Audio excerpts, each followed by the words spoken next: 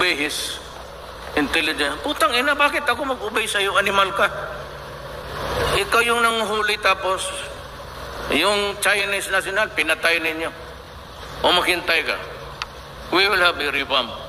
Sa bagay, wala na. Dismiss na ito eh. Dismiss na ng ombudsman. Ano akala ninyo? Kayo lang matapang ulol. Fuck you. Huwag kayo maniwala nitong lalo na ito si Asierto. Ito nga yung putang, tanungin ko kayang military pati polis, bakit buhay pa yung putang inang yun?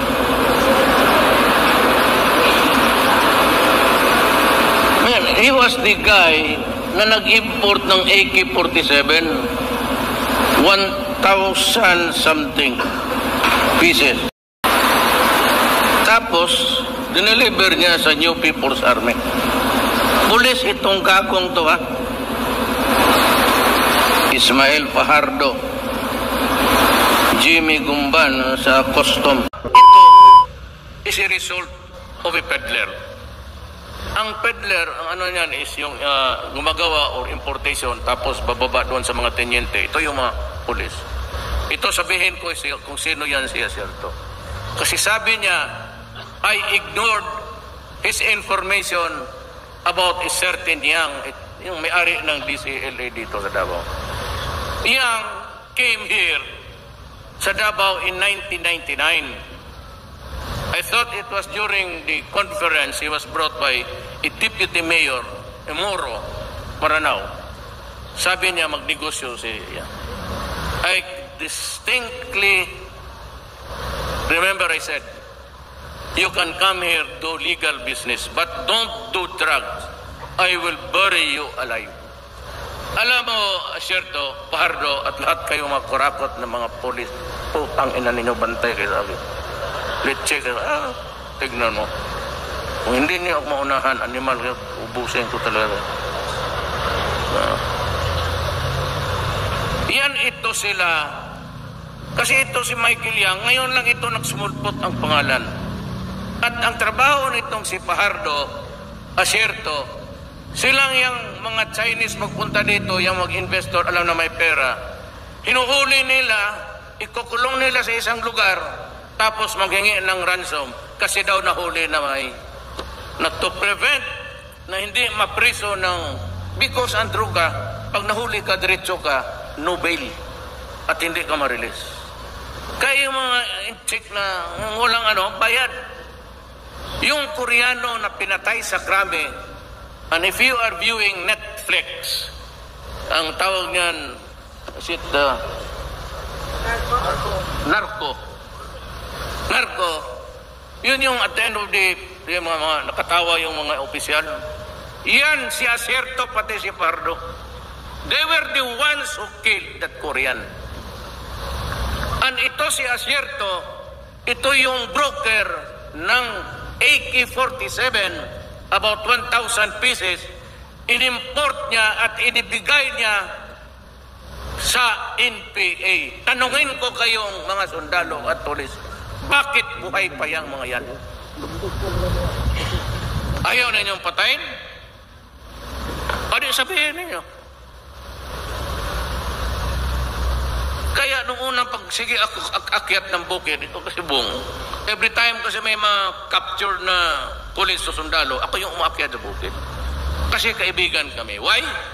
Because we share the same kind ng land reform. Hindi lang ninyo alam, ilang balik ko na dito sa ito, bigay ako ng... Bakit pa kayo makinig sa putang inang NPA na yan?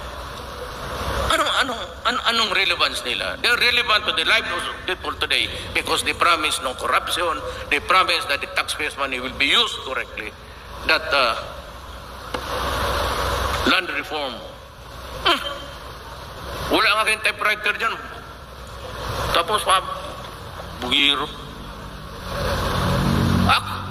Every week nagalabas ako. You know Boracay? It was so stinking, I was forced to, because somebody complained to me. Hindi na Amerikano. Sabi niya, the stinks, I saw the human excrement being spewed out doon sa dagat. So nung nakampanya ako, nagpadaan ako doon gabi. Ginom ko yung tubig ko, amoy nga, puta. So months after, I was trying to, just cajole, linisan ninyo. No, wala kasing makinig. Ayaw niyo mong kinakose. Tutang inasirahan mo. I told Anyo, dahil si Mato, puro militarian, dumaan ang Davao. Yan ang sinro yun. Dahil si Anyo, puro military ang kabinet ko. Sabi nila, kaya gusto raw ako magpasikat para suportahan ako ng military. Why? Pulis kayo mga military. Were the ones who elected me? Ang tao ang nag-elect sa akin. Magtrabaho kayong lahat kung gusto mong sabihin. Kung ano mong sabihin mo, magpaano pa ako? To ingratiate myself. Kinuha ako yan kasi military, usang utos lang. Kung sinabi kong gawin mo yan, walang corruption. Boracay, sabi ko 6 months. Maliin eh. What was a speculation? Ibigay ni Duterte yan sa mga gambling lords kasi mga yan pinabili one gambling casino is about 25 million now. Sige lang, okay lang. Yaw lang kayo. Pagkatapos ng Boracay, tinawag ko ang DAR. Sabi ko, kasi ang entire island is forestal. Ang presidente ang ginawa ko from forestal kasi mayroon na rin mga tao. I stopped it and I declared the entire island agriculture. Yung beach doon, yung lupa across the road, land reform ko lahat yan. Until sa bukid at binigay ko sa mga itan. Ang kanila nagawa. Ay, akala ninyo na sino ba ayaw ng pera? Pero kung itong opportunity na ito, baka pa. Kung na-presidente ako na 35, 36, 37, 45 kasi ngayon, 45, 46, 47, 48. Medyo Ngayon, pag 74 ako ngayong buwan na ito, sa March 32. March 32. I do not want to say anybody. I just simply, totoo yan. Historically, ayaw ko mag-celebrate ng birthday. Gusto ko sa bahay lang, matulog ako. And if there's somebody that is really welcome to me, yung mga anak ko, pati yung apo ko. Yung mga asawa ko, paski hindi nila ako pansinin, okay na. May galit man sila sa akin, so mag-inom na lang ako ng tubig pakalma.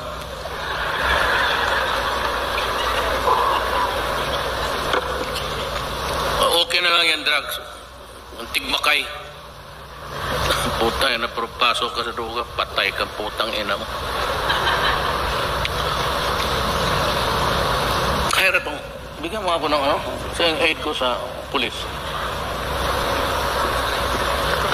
Anong hawak mo? Sir. Itong 8 diretso, sir. Madali sir ang 8 diretso. Ito, military aid ko. Senior military pay. Pay? Senior. Late ito. Mukhang pinsan ko to sa to. Ito si Superior. Saan ka man?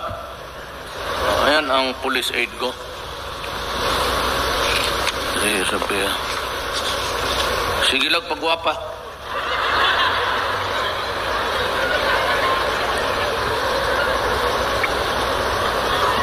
Kung si yung sa pulis, yung 12. Bibigay ako sa iyo sa mga binatawan ko na. This is the entire gamot. Sabi niya, hindi raw ako nakilig sa kanya. Itong si Eduardo P. Acierto, Police Senior Superintendent PNP, head of the group who spent most of their career in the anti-narcotics operations. Dismissed from PNP effective August 14, 2016 due to procurement of AK-47 rifle which eventually landed in the possession of the New People's Army. Drug activity, head of the group who spent most of his career in the anti-narcotics operations with reputation of amassing wealth by recycling drugs that they have confiscated, known as extortionists from apprehended suspects, especially Chinese nationals. Kaya sabi niya kahapon, hindi, kasi may, hindi ko binasa. May report na sa Intel na tinuturo itong mga Chinese. Alam ko, maghuhuli itong putang inan to, tapos pira-pirahin niya. Kilala ko yung Chinese eh. That Chinese guy Yang is always in the company of the ambassador of China. And every time Premier Wang of China comes, he is always a part of the entourage. Papayag kaya ang Chinese with their setup dito sa itong salita ko, nire-record na ng satellite nila. Pajardo, former PNP officer and transferred to PIDEA with the rank of director to Patay. Known as scorer or one who delivers accomplishments, known as nagre-recycle of drugs for reselling, planting evidence of future operation. Fabricator of stories. Nandito, iiwan ko na sa inyo. I-xerox na lang nila. Actually, you can treat this as a press conference. Sabi niya, kapon, mayroon daw Chinese na 11 billion and I did not obey his intelligence. Putang ina, bakit ako mag-obey sa'yo? Animal ka. Ikaw yung nanghuli tapos yung Chinese national, pinatay ninyo. O maghintay ka. We will have a revamp. Sa bagay, wala na. Dismiss na ito eh. Dismiss na ng ombudsman. Ito may ano dito. Na-imbestiga na ito siya ng Senate. And si Gordon pa nga ang bakit ako? Bakit ibigay mo sa akin? Hindi ko may kasindikato dyan, nakuli mo, nakita mo, hindi hulihin mo na. Yun yung kaso ni Marcelino. Remember that guy, Army, na pinasok nila, kunwari, nandoon si Marcelino at may kasalang Chinese. Actually, kasama silang apat, sinet up nila si Marcelino. Mabutit na lang si Marcelino sa, I think, si Marines, acquitted. Ito sila ang naglaro. May picture sila ni Marcelino nakaupo doon sa sopa, nag-uusap. Yung picture na yon sa lobby ng PNP nakuha yon. Animal talaga ito mga to. Jimmy Guban, Leonardo Suwan, Police Senior Superintendent, Lorenzo Baxia, Police Superintendent PNP, Lito E. Perote, Police Inspector PNP, Conrado Caragdag, Police Inspector PNP, Alejandro Gerardo Liwanag, SP 4 PNP. Ito yung mga pulis na yung ninja. Ito yan sila. Ito yung naguhuli ng mga incheck. Ito yung humuli noong Koreano na pinatay nila sa loob ng krami. And sabi ko nga, why are they still alive until now? Kaya kung Michael Yang na yan, matagal ko nang kila 99, mayroon na yung may negosyo, mga cellphone lot appliance. Maliliit lang na tindahan. Then eventually, lumaki. Mura kasi, made in China. Mura, ayun. Yung DCLA ngayon. Tapos ito yung ginaplanuhan nila na i-set up na naman. Meron daw siyang intel. Why would I listen to your intelligence report? Ikaw, tarantado kang pulis asyerto. Kagago mo. May bali, wala ka naman. Hintayin mo ako matapos ako pagka-mayor. Putang ina ka. Maski tulog ako, gisingin mo ako sa bahay. Ano akala ninyo? Kayo lang matapang ulol. Fuck you.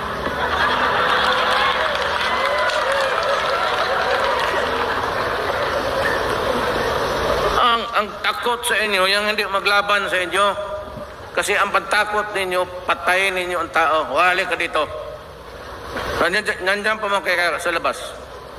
Nakita ko, kakahiya lang kasi presidente ako. Kaya nga, pag-retire ko, gisingin mo ako, tawagan mo ako, walang problema. Saan ka puntahan kita, animal ka. Ano, tatakot, mamatay. Mamatay ang tao, Adre. Araw-araw may namatay. Saka wala akong hilig na punta ng langit. Gusto ko sa impyerno. Tanungin ko kayo mga lalaki. Tarwa-tawa kayo dyan. Tanong kayo kayo. Tingnan ko kayo sa mukha. Saan kaya ang magagandang babae dito sa nung namatay na? Sa langit o sa impyerno? Kay basta gwapa. Oo. Dagang ginaguyab. Rapapap dito, rapapap doon. Ang mga buutan, wala man, kuhan lang sila. Kung ano mga gwapa, rapapap. Sabang makinig na naman yung mga Gabriela. Sabihin naman, misogynist ako. Misogynist? Bakit? Hindi ako makasabi ang opinion ko kung saan kayo, mga babae. Sige, tira sa akin. Yung mga journalist na, karamihan na sa left.